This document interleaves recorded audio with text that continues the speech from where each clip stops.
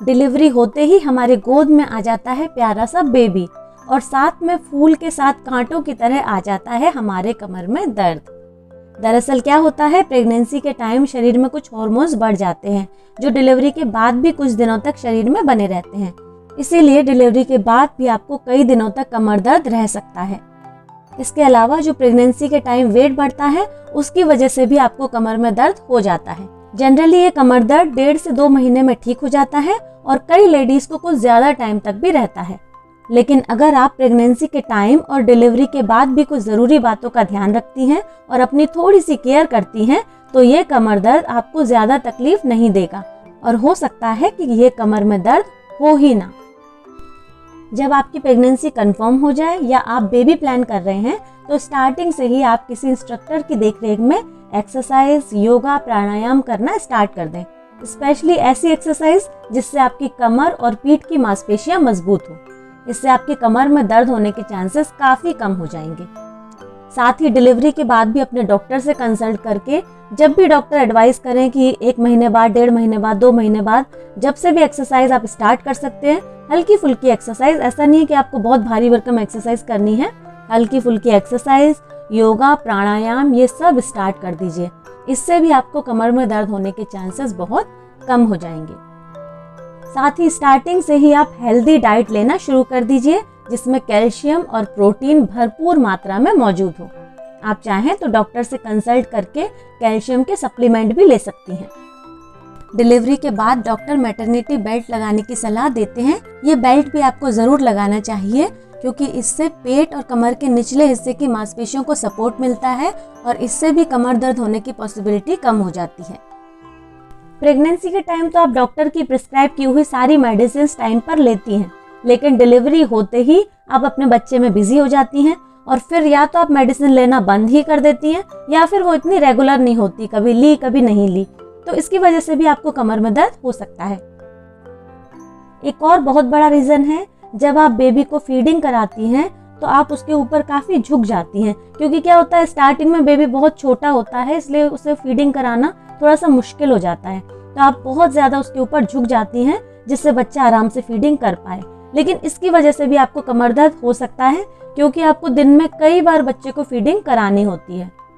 तो इसके लिए आपको क्या करना है, आप बिस्तर पर जब भी बैठती हैं बच्चे को लेकर तो आप पीठ पर अपने तकिया रख लीजिए एक, और तकिए से टिक कर अच्छे से सपोर्ट देकर बिल्कुल सीधे बैठिए और अपनी गोदी में भी एक तकिया रख लीजिए या फिर फीडिंग पिलो रख लीजिए। उसके ऊपर बेबी को लेटाइए और बिल्कुल सीधे बैठकर आप बच्चे को फीडिंग कराइए। इससे आपके कमर दर्द होने के चांसेस बहुत कम हो जाएंगे। साथ ही ये भी ध्यान रखिए कि डिलीवरी के बाद स्टार्टिंग में आपको झुकना भी नहीं है और ना ही भारी सामान उठाना है। डिलीवरी के बाद आप अपनी बेबी की मसाज के साथ साथ अपनी भी मसाज जरूर कराएं। कम से कम 1 से 1.5 महीने तक आपको अपने शरीर की अच्छे से मसाज करानी है। इसके अलावा आप अपनी कमर की गर्म पानी या हॉट वाटर बॉटल से सिकाई कराएं। इससे भी आपको कमर दर्द में बहुत आराम मिलेगा। साथ ही जब भी आप नहाने जाएं तो गुनगुना पानी का यूज करें और उस गुनगुने पानी में सेंधा नमक भी मिला लें। इससे भी आपको कमर में बहुत आराम मिलेगा। अगर डिलीवरी के बाद आपका वेट बढ़ गया है तो अपने वेट को आपको कंट्रोल करना है। हेल्दी फूड लेना है, जंक फूड बिल्कुल भी नहीं लेना है, अल्कोहल का यूज बिल्कुल भी नहीं करना है। जितनी जल्दी आपका वेट मेंटेन हो जाएगा उतनी ही जल्दी आपके कमर और पीठ का दर्द भी ठीक हो जाएगा। डिलीवरी के बाद आपको हमेशा अजवाइन वाला गुनगुना पानी ही पीना है।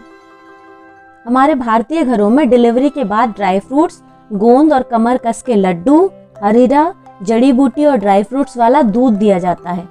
ये सारी चीज़ें आपको डिलीवरी के बाद कम से कम 1 से 1.5 महीने तक लेनी है। इन सारी चीज़ों को लेने के 3 फायदे होते हैं। एक तो आपके शरीर की कमजोरी दूर होगी, दूसरा आपकी ब्रेस्ट मिल्क सप्लाई अच्छी होगी और तीसरा आपके पीठ और कमर में दर्द भी नहीं होगा।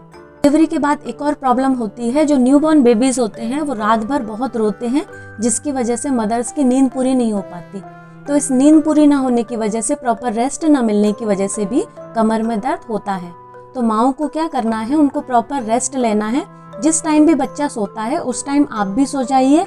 इससे क्या होगा, आपके शरीर को रेस्ट मिलेगा, आपकी कमर को आराम मिलेगा और आपके कमर में दर्द नहीं होगा।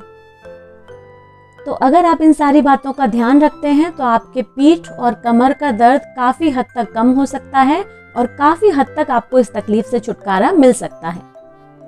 उम्मीद करती हूँ आपको ये वीडियो इन्फॉर्मेटिव लगा होगा। अगर वीडियो पसंद आया है तो लाइक करें, मुझे कमेंट करें, साथ ही इस वीडियो को ज़्यादा से ज़्यादा लोगों के साथ शेयर भी करें।